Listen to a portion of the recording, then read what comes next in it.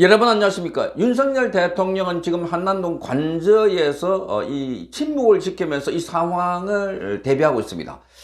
자, 윤석열 대통령을 체포하려고 하는 시도, 여기 막겠다고 하는 경호처 직원들, 거기다가 많은 우파 국민들이 한남동에 모여들면서 그야말로 한남동은 일촉즉발의 위기 상황을 맞고 있습니다. 자, 지난번에도 영장 집행을 할 때 많은 사람들이 거기 들어눕기도 했고, 그래서 반발을 심했는데, 자, 이번에는 특공대까지, 그러니까 이 경찰이 이 크레인이나 중장비를 동원하고, 자, 드론까지 투입한다. 이러니까 더더욱더 긴장이 고조되고 있습니다. 자, 이런 상황에서 윤석열 대통령을 요즘 가장 많이 대변하고 있고 또 방문하고 있는 사람이 국민의힘의 윤상현 의원입니다. 윤상현 의원은 최근에 윤석열 대통령을 거의 매일 만나다시피 또는 찾아가다시피 하고 있는데, 윤상현 의원이 윤석열 대통령의 입장을 대변했습니다. 자, 그러니까 만나고 난 뒤에 왜 지금 윤석열 대통령이 어떤 처지가 있는지, 어떤 상황인지를 직접 전했는데, 자, 윤상현 의원에 따르면은 지금 윤석열 대통령은 가장 우려하는 것이 유혈 충돌이다. 자, 그래서 이런 분들, 윤석열 대통령을 지키겠다고 나선 분들에게 희생과 불편을 강요해서는 안 된다 생각이기 때문에, 그래서 변호인단을 통해서 기소를 하든지 구속영장을 서울중앙지법에 청구하라. 그러면 다 받겠다는 겁니다.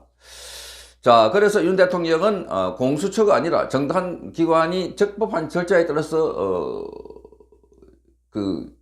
진행하면 그걸 가지고 전부 다 응하겠다 하는 입장입니다. 자, 윤석열 대통령은 지금 매우 건강한 상태에서 상황을 예의주시하고 있다 하는 입장을 밝히고 있습니다. 자, 윤상현 의원이 전하고 있는 윤 대통령의 근황을 여러분께 설명을 해드리겠습니다. 조선일보가 요즘 이 윤 대통령에 대해서 가장 긍정적으로 보도를 하고 있다. 그러니까 많이 태세가 변했다는 걸 알 수 있는데, 자, 그래서 관저에서 만난 윤석열 대통령에 대해서 지금 윤상현 의원의 입을 통해서 전달하고 있습니다.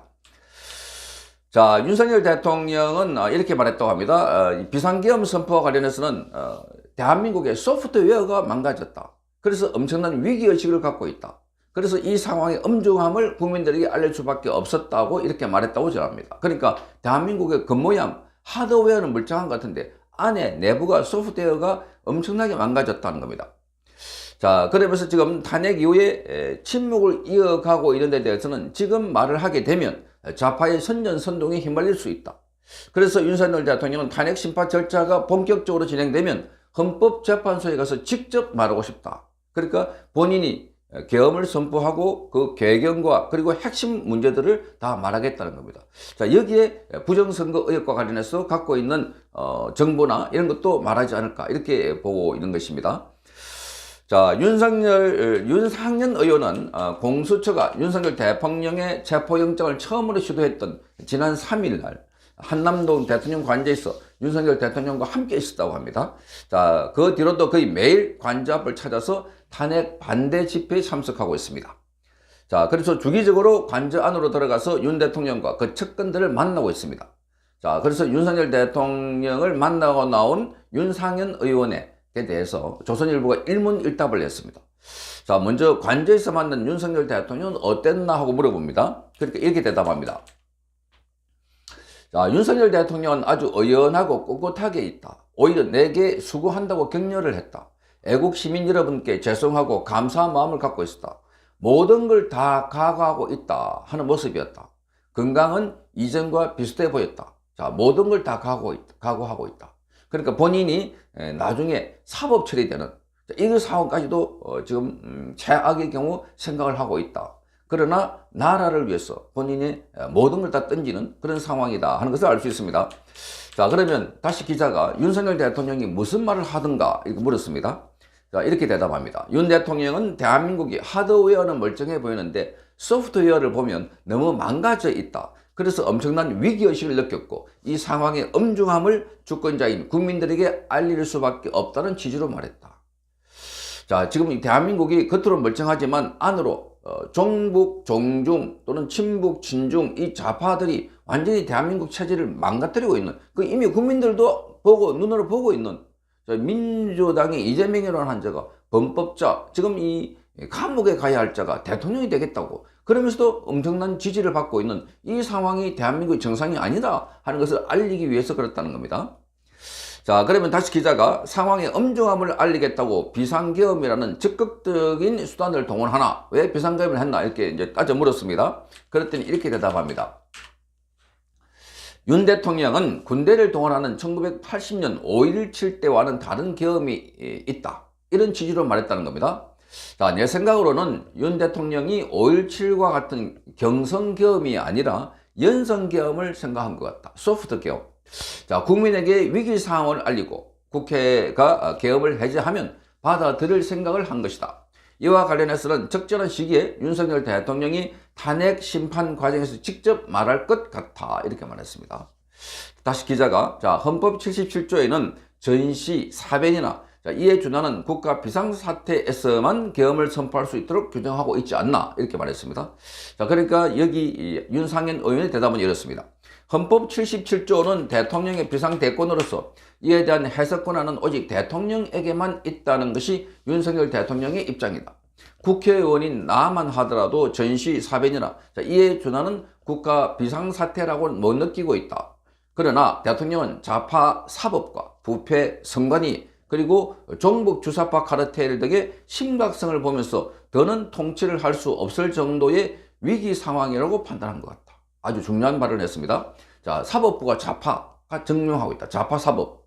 그 부패 선관위. 선관위가 부패하고 이게 부정선거의 온상이다. 이렇게 판단하고 있는 것 같고. 그리고 종북 주사파 카르텔. 자, 그러니까 사법부, 선관위, 그리고 이 국회. 자, 이 종북 주사파 카르텔의 심각성을 그 누구보다도 많이 보고받고 직접적으로 체험하고 알고 있는 사람이 윤석열 대통령이다. 그래서 더는 통치할 수 없을 정도의 심각한 위기 상황이다. 그래서 이걸 알리기 위해서 계엄을 선포했다. 이렇게 말하고 있는 것입니다. 자, 그래서 다시 기자가 비상계엄 선포는 국회의 탄핵 소추로 이어졌다. 이렇게 말했습니다. 그러니까 윤상현 의원이 이렇게 답합니다.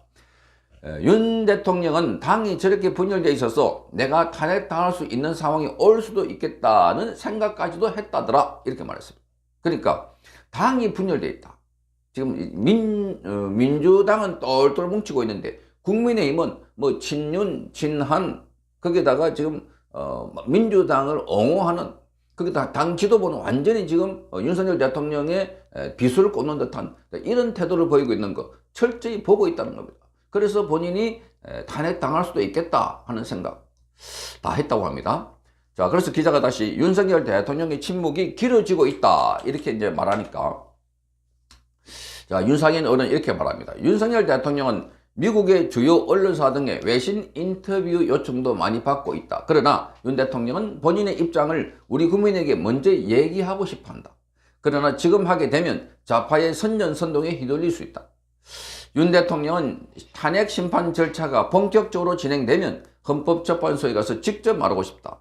자, 윤석열 대통령은 지금 어떤 말을 하더라도 좌파의 선전선동 없는 것도 만들어가지고 제보 받았다 이렇게 하면서 도망갔다 이런 이야기까지 하고 있는 온갖 공작을 다 몸으로 체험하고 있기 때문에, 그래서 윤석열 대통령은 이건 일체 지금 말을 하지 않고 딱 법정에서 말하자면 헌법재판소에서 그때 공개된 법정에서 국민들에게 직접 말하겠다 이런 이야기를 하고 있습니다.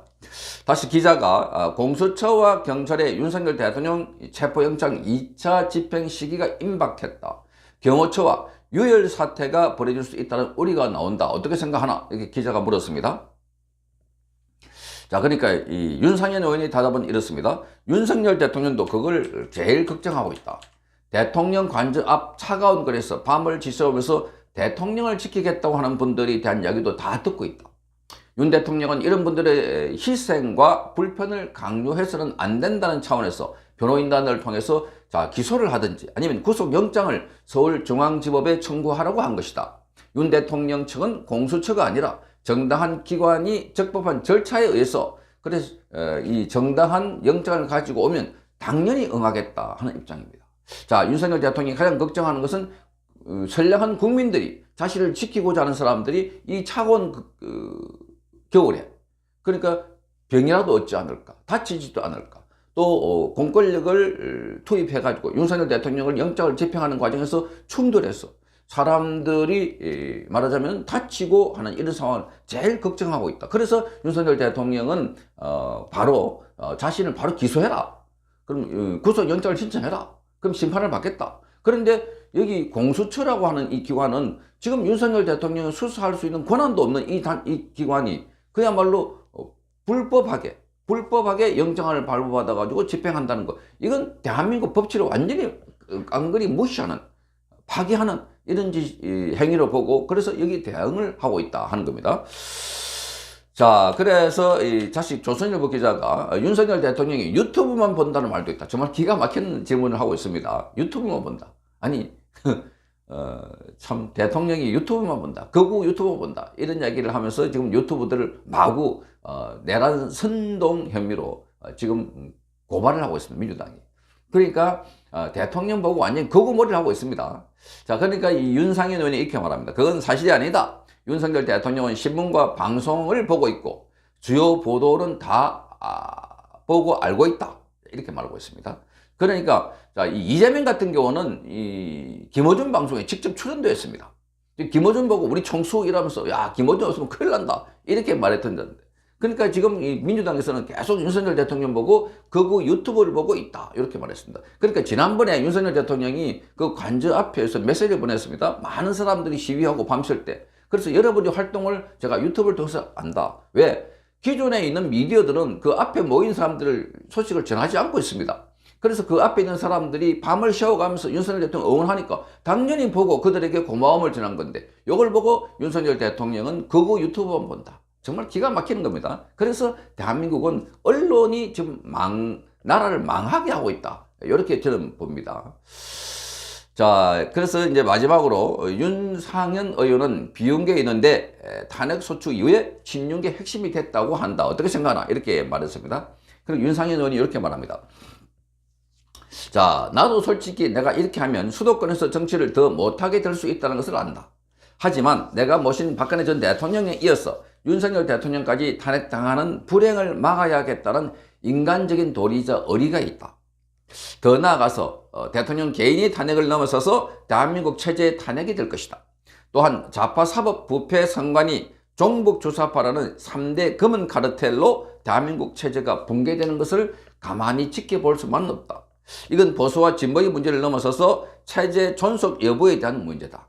대권과 같은 다른 욕심 때문에 저런다라고 말하는 사람도 있는데, 내가 그런 생각이 있었다면 중도로 가지 왜 이곳에 있겠나, 이렇게 마무리했습니다. 자, 여기서 보면 자, 이렇게 말합니다. 이렇게 하면 수도권에서 정치를 더 못하게 할 수도 있다. 못하게. 자, 그러니까 윤석열 대통령을 옹호하거나 지금 윤석열 대통령의 편에 서면 수도권에서 정치를 못한다. 자, 이게 그들이 만드는 프레임입니다. 오히려 지금 어제 제가 여론조사를 보내드렸죠.